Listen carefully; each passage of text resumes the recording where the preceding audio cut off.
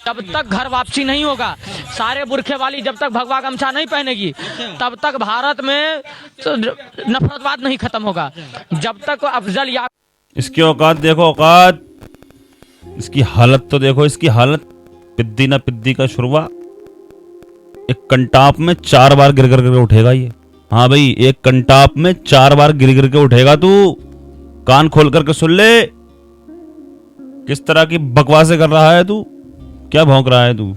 तेरे अंदर, तुम लोगों के अंदर इतनी हिम्मत आती कहां से आखिर, मेरे ये समझ में नहीं आ रही है। क्या खा लिया तुमने, क्या क्या क्या चीज खा के इतनी हिम्मत आती है तुम्हारे अंदर? कौन से माल खाते हो तुम जो तुम्हारे अंदर इतनी हिम्मत आती है? क्या माल खाते हो तुम भाई, समझ में नहीं आती तुम यार। और ये एक तरफ कोने में खड़े होके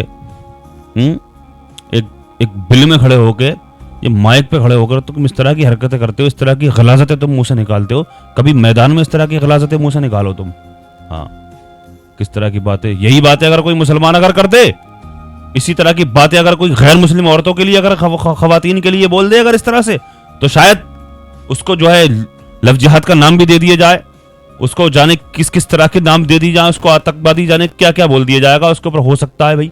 लेकिन इनकी लगाम टाइट नहीं होती है, इनको कोई इनके ऊपर किसी तरह की कोई कार्रवाई नहीं होती है। ये क्या संविधान के, मतलब संविधान को किस तरह से तुम लोग रोंद रहे हो यार?